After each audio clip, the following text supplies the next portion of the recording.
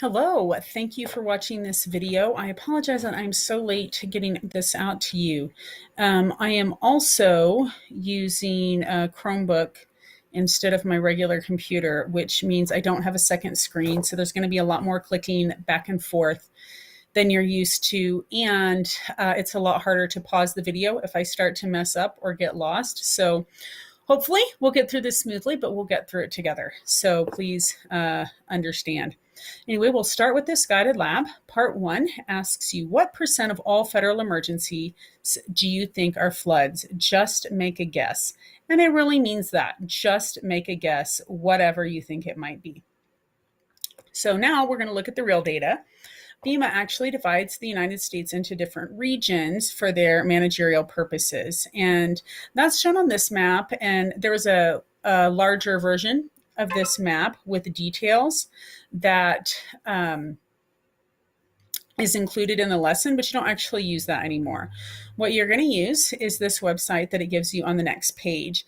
And instead of looking at the disasters in each region, you're going to look at one state in each region, and it tells you those states. So first we'll start with Maine. I'm going to go to that link. I've already opened these up. So we'll start with Maine. I click in my menu, go to Maine.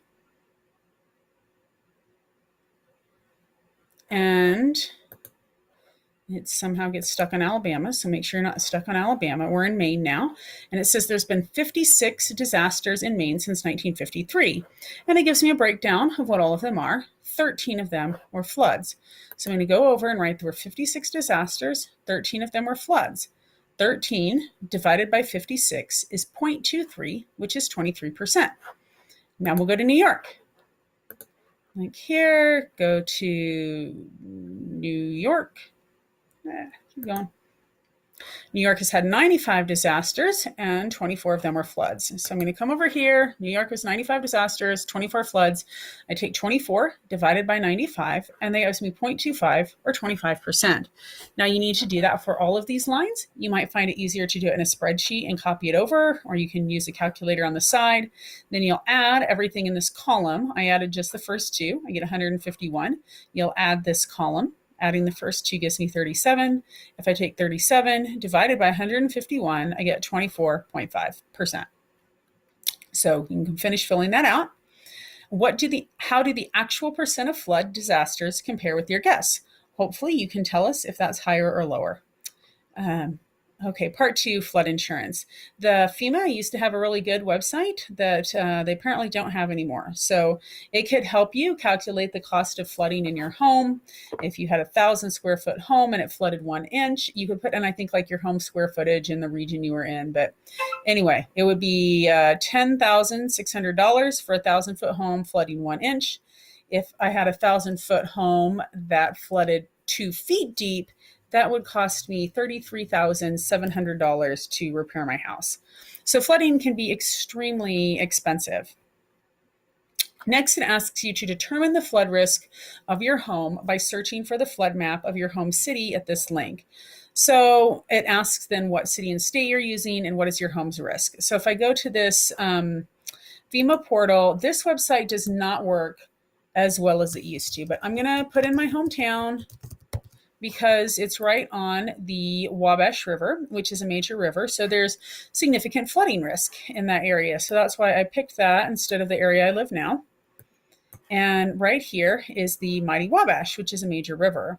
So I can kind of zoom in on this and it will give me a better picture of the river and the floodplain.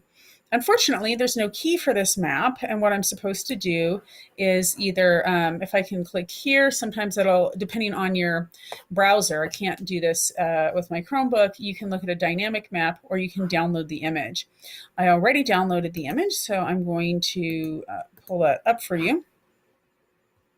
And these images are confusing. All of the maps are from different years, and some of them are very straightforward. This one is not. If you get a map that is not straightforward, you can just go ahead and write that in your answer, like I can't tell from the map, and that will be acceptable. So you can give me your city and state and your home's risk. Let me know if you can't tell from the map, and please do give me a guess. Say, I'm far from rivers. I think I'm safe. I'm close to rivers. I don't think I am. And I know that's not great, but I had a difficult time figuring out that map, so I don't expect you to be able to. I actually couldn't figure out that map, so I don't expect you to be able to. So part 3, where are flood disasters occurring? The National Oceanic and Atmospheric Administration has a map to help us. It looks a little bit like this. We're going to go to that website in a second.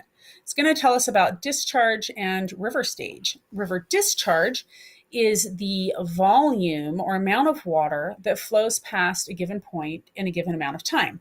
So, for example, one of the most common measurements for rivers is in CFS, or cubic feet per second. It's how many cubic feet of water pass by a given point in a second. And that doesn't tell us anything about the speed. We could have a very large river that's slow moving and have the same amount of water as, or the same amount of discharge as a smaller river that is very fast moving. Next, it asks us to define river stage. That's the how high the water level is in the river. So stage can tell us about flooding. If the river is higher than a certain point, it's considered flooded. So now it asks me on the NOAA Watch webpage, use the key beside the map on this new page to answer these questions. So we're going to look at this map, which is actually it's the same map here that we just went to. So we're going to look for, well, today's date. It's probably on the map, but you should know today's date. How many gauges indicate major flooding and how many gauges indicate minor flooding? Now, gauges are points around the United States where the USGS monitors the water level. In some of these places, it also measures the discharge or the amount of water flowing past, but in some of them, it's just the stage of the river. So let's take a look. We've got this map. Uh-oh, we need to refresh. Something's wrong.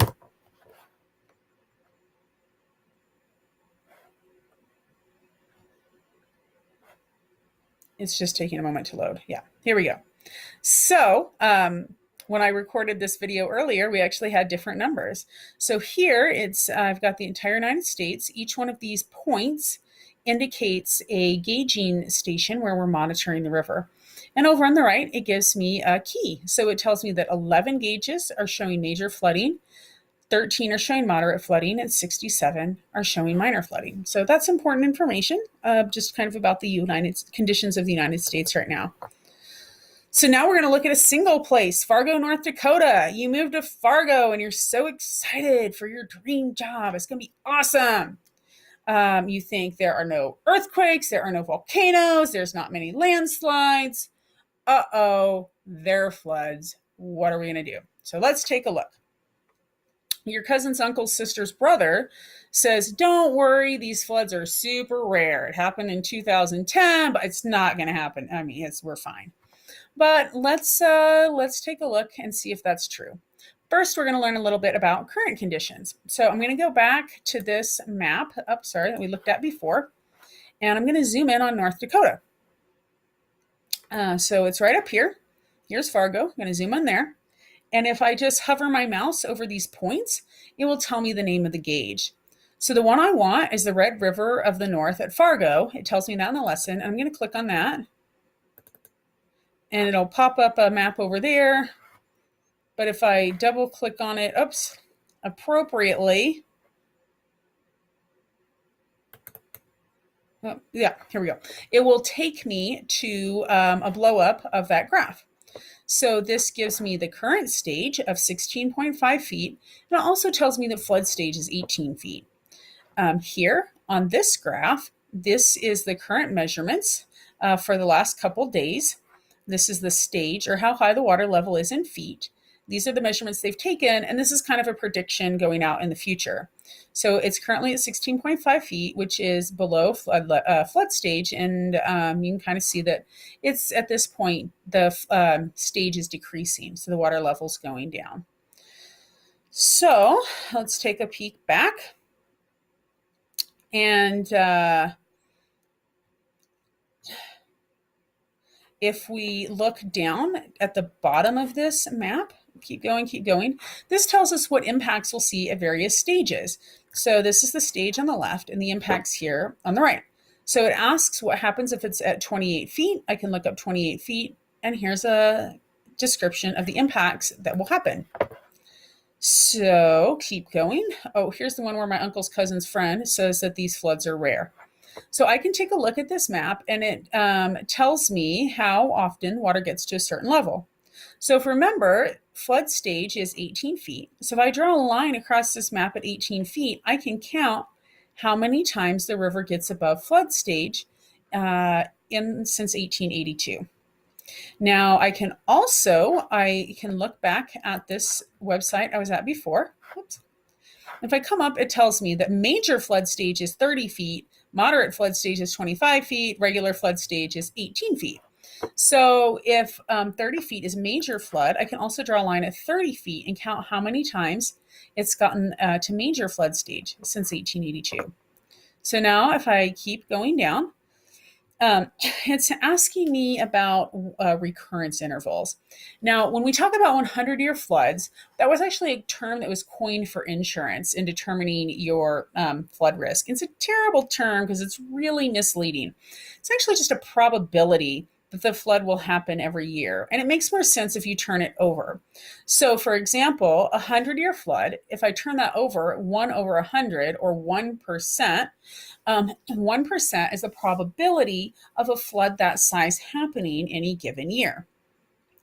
So flood probability is the same every year. It's kind of like when you have a child. If you have 7 daughters, your 8th child still has a 50% chance of being a girl or 50% chance of being a boy. Its chances of being a girl or boy don't increase because of the previous children. And that's the same way for floods. Even if I have a major flood this year, the probability of having a major flood the next year is still the same. So the probability of a 100-year flood is, a 100-year flood on average will happen once every 100 years. It could happen twice in a row and not happen again for 200 years. But these averages get tricky because we're talking about long periods of time and their estimates. So it makes more sense if we just think about it as a probability. And you calculate that probability by turning the number over. So a 100-year flood is a 1% chance of a flood of that size happening each year. A 200-year flood, I would take 1 over 200 and get 0.5%. So 200-year flood has a 0.5% chance of happening each year. So if my friend says, we had 2 big floods 2 years in a row, so we won't have another flood for 300 years, they are full of malarkey, and you can tell them that. And you can explain what I just explained to you in your own words about the probability of flooding. So, what is the probability of a 100-year flood occurring along the Mississippi River this year? You should be able to calculate that, and same with the 10-year flood. And what can you tell your friend's uncle about the frequency of floods in North Dakota? Well, you can tell him a lot of things. Some of the things that we have learned. Flooding might be a little more likely than he thinks. It's worth considering. So, discuss your acceptable risk for flooding with a friend. Would either of you live in a 100-year flood zone, a 500-year flood zone? Explain your opinions.